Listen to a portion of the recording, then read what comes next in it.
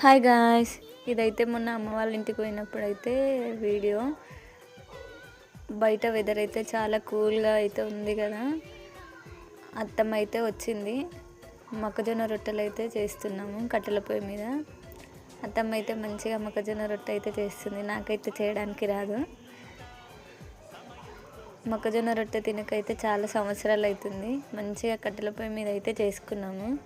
దీనికి కాంబినేషన్ వచ్చేసి మమ్మీ అయితే చికెన్ కర్రీ అయితే వండుతుంది.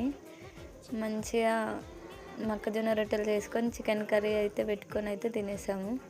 చాలా బాగుంది. మా బుడ్డలు అయితే చలికి పొయ్యి చుట్టూ అయితే కూర్చున్నారు వేడిగా ఉండడానికి.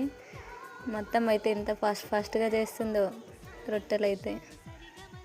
నచ్చితే సబ్స్క్రైబ్ చేసుకోండి ఫ్రెండ్స్.